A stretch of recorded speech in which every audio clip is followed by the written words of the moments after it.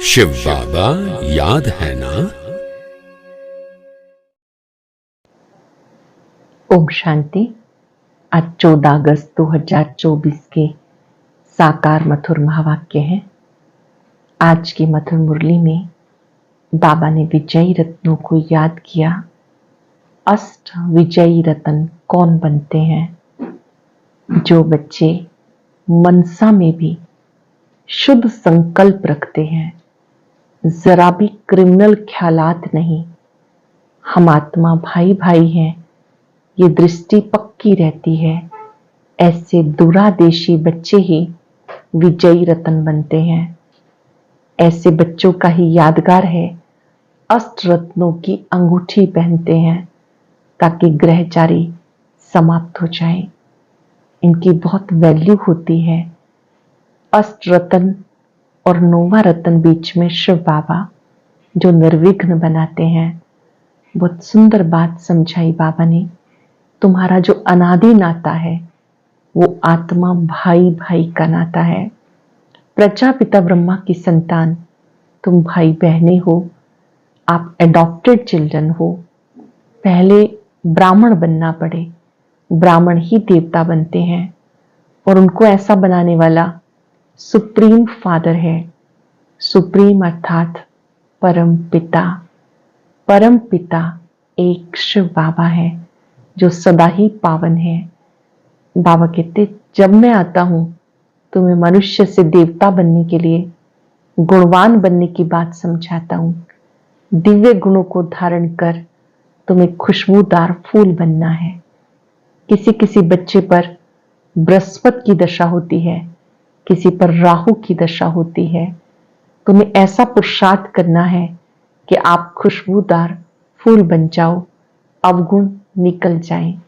ब्राह्मणों की माला नहीं बन सकती क्योंकि आज अच्छी अवस्था में चलते हैं, कल चलते चलते गिर पड़ते हैं। इससे बाबा सावधान करते हैं कि आप बच्चों को माला का मणका बनने के लिए माया से युद्ध करनी है। माया पर विजयी बनने के लिए याद की यात्रा मुख्य है। सत्य का संग तारे, कुसंग जुबोए। बाबा के संग से आप कितने ऊंचे बन जाते हो। सुनते हैं बाबा के मधुर बोल। बाबा ने कहा, मीठे बच्चे, तुम्हारा अनादि नाता है भाई भाई का।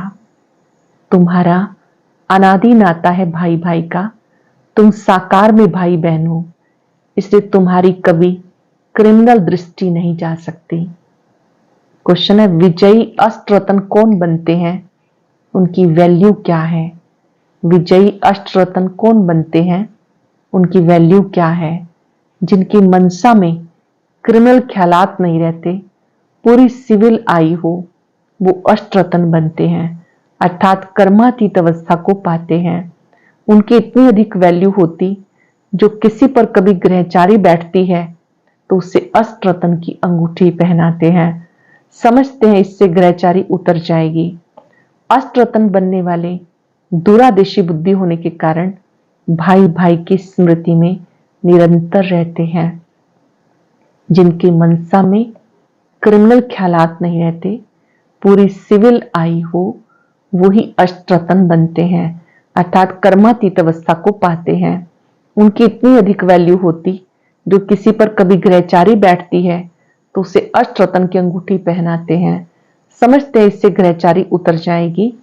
अष्ट रत्न बनने वाले दूरादेशी बुद्धि होने के कारण भाई भाई की स्मृति में निरंतर रहते हैं। ओम शांति। रूहानी बच्चे जानते हैं उनका नाम क्या है? ब्राह्मण, ब्रह्मा कुमार कुमारियां ढेर हैं। सिद्ध होता है ये अडॉप्टेड चिल्ड्रन हैं। एक ही बाप के बच्चे हैं तो जरूर अडॉप्टेड हैं। तुम ब्रह्मा कुमार कुमारियां अडॉप्टेड चिल्ड्रन हो। बहुत चिल्ड्रन हैं। एक होते प्रजापिता ब्रह्मा के, एक होते परम पिता शिव के। तो जरूर उनका आपस में कनेक्शन है क्योंकि उनके हैं रूहानी बच्चे, इनके हैं जिस्मानी बच्चे। अगर उनके हैं तो जैसे भाई भाई हैं। प्रजापिता ब्रह्मा के साकार भाई बहने हो जाते हैं। भाई बहन का क्रिमिनल नाता कभी होता नहीं। तुम्हारे लिए भी आवाज होता है कि सबको भाई बहन बनाती हैं। जिससे शुद्ध नाता रहे, क्रिमिनल दृष्टि ना जाए। सिर्फ इस जन्म के लिए दृष्टि पड़ जाने से फिर भविष्य कभी क्रिमिनल दृष्टि नहीं पड़ेगी। इस जन्म में यह अभ्यास पक्का हो जाने से 21 जन्म तक पावन दृष्टि रहती है। ऐसे नहीं कि वहां बहन भाई समझते हैं, वहां जैसे महाराजा महारानी होते वैसे ही होते हैं। अब तुम बच्चे जानते हो हम पुरुषोत्तम संगम युग पर हैं, हम सब भाई बहन हैं। प्रजापिता नाम तो मशहूर है ना, प्रजापिता ब्रह्मा नाम तो है ना। प्रजापिता ब्रह्मा कब हुआ था दुनिया को पता नहीं। तुम यहाँ बैठे हो, जानते हो पुरुषोत्तम संगम युगी बीके हैं। अब इसे धर्म नहीं कहेंगे, ये कुल की स्थापना हो रही है। तुम ब्राह्मण कुल के हो, कह सकते हो हम ब्रह्मा कुमार कुमारियां जरूर एक प्रजापिता ब्रह्मा की संतान है। नई बात है ना, तुम कह सकते हो हम बीके हैं, तो वास्तव में हम सब ब्रदर्स हैं, एक बाप के बच्चे हैं। उनके लिए अडॉप्टेड नहीं कहेंगे, हम आत्माएं उनकी संतान तो अनादि हैं। वह परम पिता परमात्मा सुप्रीम सोल है, और किसको सुप्रीम अक्षर नहीं कहेंगे। सुप्रीम कहा जाता संपूर्ण पवित्र को, ऐसे नहीं कहेंगे सब में प्योरिटी है। प्योरिटी सीखते हैं संगम पर। तुम पुरुषोत्तम संगम युग के निवासी हो। जैसे कलयुग निवासी सतयुग के निवासी कहा जाता। सतयुग कलयुग को बहुत ही जानते हैं। अगर दुरादेशी बुद्धि हो तो समझ सकें, कलयुग और सतयुग के बीच को कहा जाता संगम युग। शास्त्रों में फिर युगे युगे कह दिया।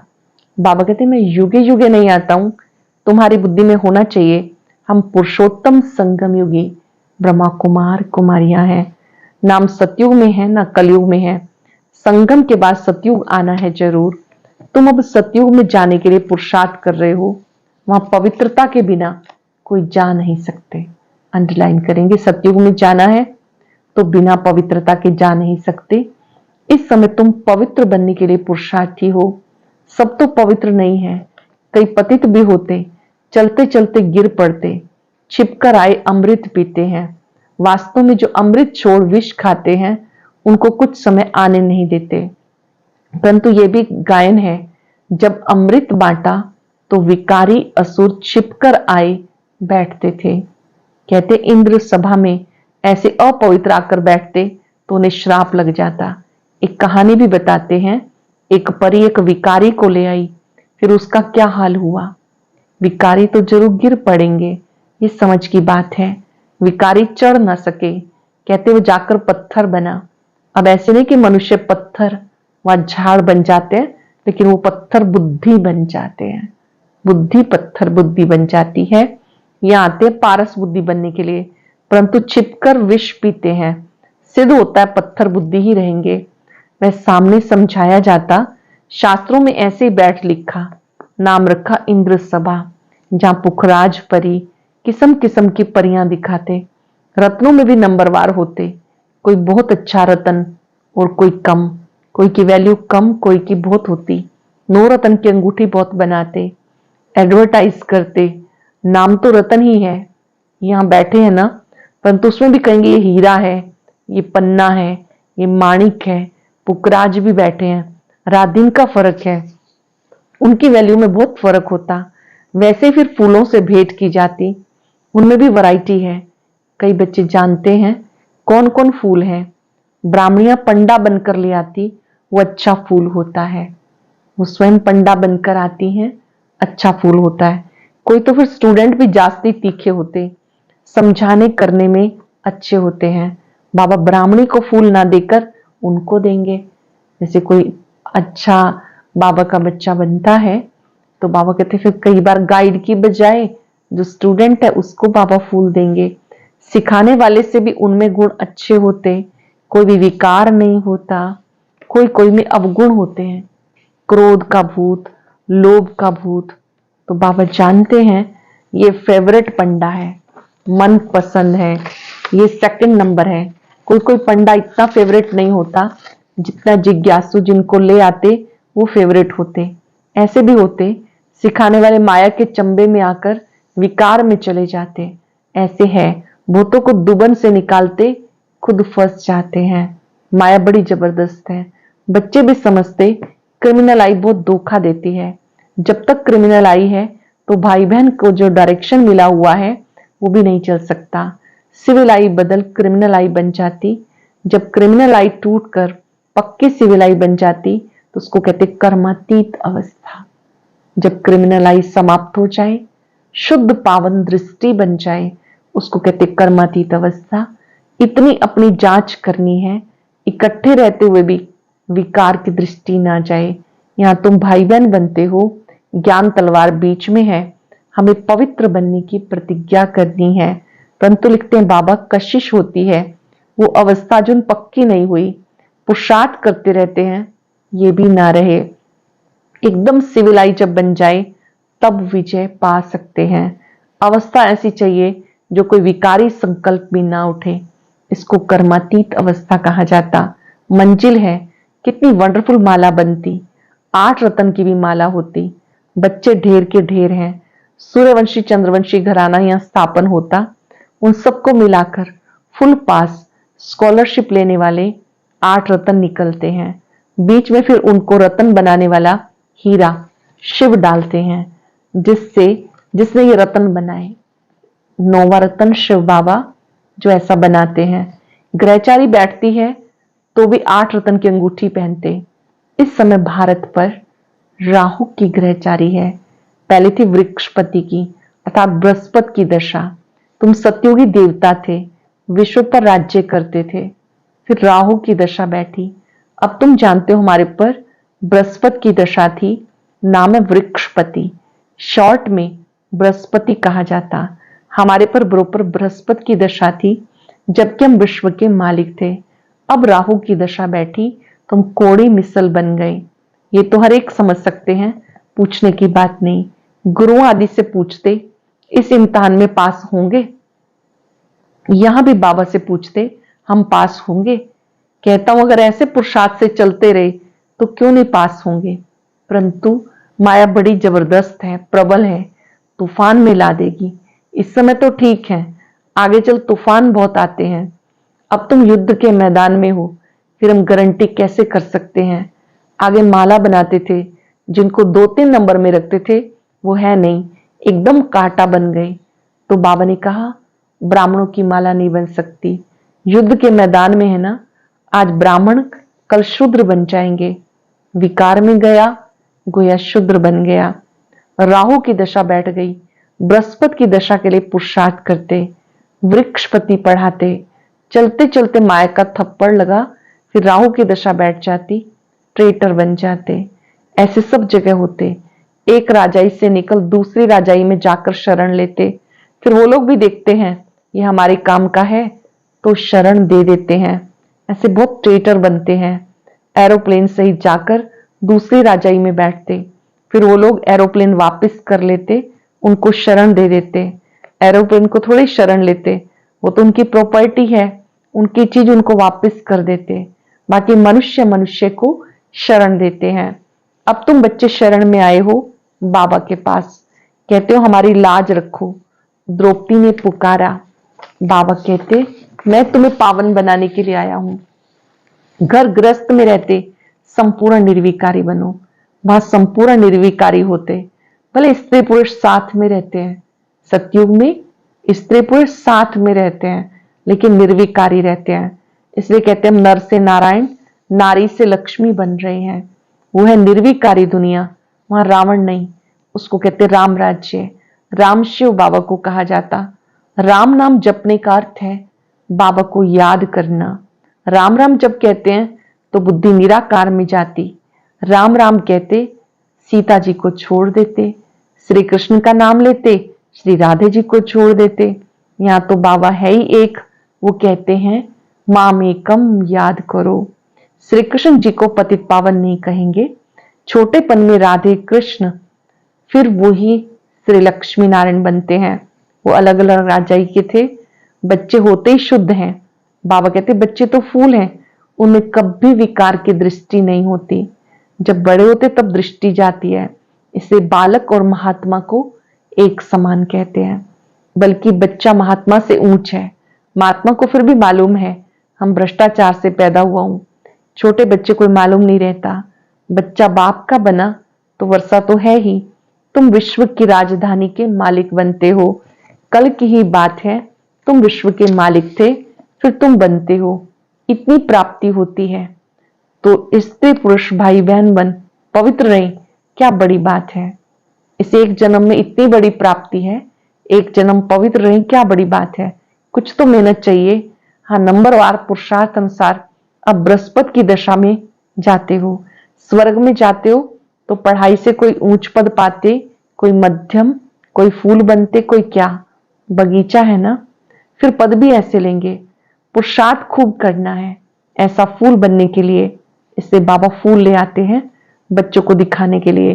बगीचे में अनेक प्रकार के फूल होते हैं। सत्युग फूलों का बगीचा, ये है कांटों का जंगल। अब तुम कांटे से फूल बनने का पुरुषार्थ कर रहे हो, एक दो को कांटा मारने से बचने का पुरुषार्थ कर रहे हो। जो जितना पुरुषार्थ करेंगे उतना जीत पाएंगे। मूल बात है काम पर जीत पाने की, तब जगत जीत बनेंगे। ये तो बच्चों को बाबा समझाते हैं। जवानों को बहुत मेहनत करनी पड़ती, बूढ़ों को कम, वानप्रस्थ अवस्था वालों को और कम, और बच्चों को बहुत ही कम। जानते हो, हम विश्व की बादशाही लेते हैं, विश्व की बादशाही की प्रॉपर्टी मिलती है, उसके लिए एक जन्म पवित्र रहे तो क्या हर्जा। उनको कहते हैं बाल ब्रह्मचारी, अंत तक पवित्र रहते हैं। जो पवित्र बने उनको बाबा की कशिश होती है। बच्चों को छोटेपन से ज्ञान मिलता जाए तो बच सकते हैं। छोटे बच्चे अबोध होते हैं, परंतु फिर बाहर स्कूल आदि में संग का रंग लग जाता। संग तारे कुसंग डुबोए। बाबा कहते हैं हम तुम्हें पार ले जाते हैं शिवालय में। सत्युग है बिल्कुल नई दुनिया, बहुत थोड़े मनुष्य रहते, फिर वृद्धि को पाते रहते। यहाँ तो बहुत थोड़े देवताएं रहते हैं। सत्युगी दुनिया में बहुत थोड़े देवी देवता होते हैं, तो नई दुनिया में जाने का पुरुषार्थ करना है। अच्छा, मीठे मीठे सिक्के लदे बच्चों प्रति माता पिता बाप दादा का याद प्यार गुड मॉर्निंग। रूहानी बाप की रूहानी बच्चों को नमस्ते। रूहानी बच्चों की रूहानी बाप दादा को याद प्यार नमस्ते, गुड मॉर्निंग। शुक्रिया बाबा, शुक्रिया। धारणा के लिए सार। बाप का मन पसंद बनने के लिए गुणवान बनना है, अच्छे अच्छे गुण धारण कर फूल बनना है, अवगुण निकाल देने हैं, किसी को भी कांटा नहीं लगाना। फुल पास होने, स्कॉलरशिप लेने के लिए ऐसी अवस्था बनानी है जो कुछ भी याद ना आए, पूरी सिविल आई बन जाए, सदा बृहस्पति की दशा बनी रहे। बाप का मन पसंद बनने के लिए गुणवान बनना है, अच्छे अच्छे गुण धारण कर फूल बनना है, अवगुण निकाल देने हैं, किसी को कांटा नहीं लगाना। फुल पास होने, स्कॉलरशिप लेने के लिए ऐसी अवस्था बनानी है जो कुछ भी याद ना आए, पूरी सिविल आई बन जाए, सदा बृहस्पति की दशा बनी रहे। वरदान है ब्राह्मण जीवन में सर्व खजानों को सफल कर सदा प्राप्ति संपन्न बनने वाले संतुष्ट मणि भव। ब्राह्मण जीवन में सर्व खजानों को सफल कर सदा प्राप्ति संपन्न बनने वाले संतुष्ट मणि भव। ब्राह्मण जीवन का सबसे बड़ा खजाना है संतुष्ट रहना। जहां सर्व प्राप्तियां हैं वहां संतुष्टता है, जहां संतुष्टता है वहां सब कुछ है। जो संतुष्टता के रतन है वो सब प्राप्ति स्वरूप है। उनका गीत है कौन सा? जो पाना था सो पा लिया, अब और क्या बाकी रहा। ऐसे सर्व प्राप्ति संपन्न बनने की विधि है मिले हुए सर्व खजानों को यूज करना, क्योंकि जितना सफल करेंगे उतना खजाने बढ़ते जाएंगे। ब्राह्मण जीवन का सबसे बड़ा खजाना है संतुष्ट रहना। जहां सर्व प्राप्तियां हैं वह संतुष्टता है, जहां संतुष्टता है वह सब कुछ है। जो संतुष्टता के रतन है वो सब प्राप्ति स्वरूप है। उनका गीत है जो पाना था सो पा लिया, अब और क्या बाकी रहा। ऐसे सर्व प्राप्ति संपन्न बनने की विधि है मिले हुए सर्व खजानों को यूज करना, क्योंकि जितना सफल करेंगे उतना बढ़ते जाएंगे। स्लोगन है होली हंस उन्हें कहा जाता जो सदा अच्छाई रूपी मोती चुगते हैं, अवगुण रूपी कंकड़ नहीं। होली हंस उन्हें कहा जाता जो सदा अच्छाई रूपी मोती चुगते हैं, अवगुण रूपी कंकड़ नहीं। आज हम सब याद रखेंगे, मैं होली हंस हूं। सबसे गुण ग्रहण करेंगे, जहां अवगुण दिखाई दे उसका त्याग कर देना है। अवगुण के स्थान पर गुणों को देखते हुए गुणवान बनना है। कुछ पल के लिए हंस का चित्र सामने लाए। हंस को मोती चुगते हुए दिखाया जाता है। ये गुण रूपी मोती है जिनसे बहुत सुंदर माला बनती है। गुणवान बनने का एकमात्र उपाय है सबके गुणों को देखना, गुणों का वर्णन करना,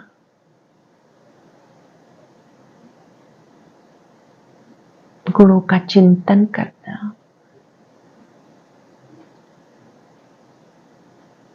बाबा ने मुझे संगम युग पर होली हंस बनाया है। वायदा करे बाबा से, सुबह से रात तक जिनसे भी मिलेंगे गुण ग्रहण करेंगे, अवगुण छोड़ देंगे। ना तो देखेंगे, ना चिंतन करेंगे, ना ही वर्णन। मैं होली हंस हूं। शुक्रिया बाबा, शुक्रिया। ओम शांति। बाबा ने कहा, जब मेरा परिवार, मेरा घर ऐसे समझ लेते हैं तो फिर उसमें मोह हो जाता है। आज बाबा ने इस मेरेपन की बीमारी को खत्म करने के लिए एक दवाई दी है। वह दवाई कौन सी है, ये जानने के लिए सुनते हैं आज का अव्यक्त ज्ञान मोती।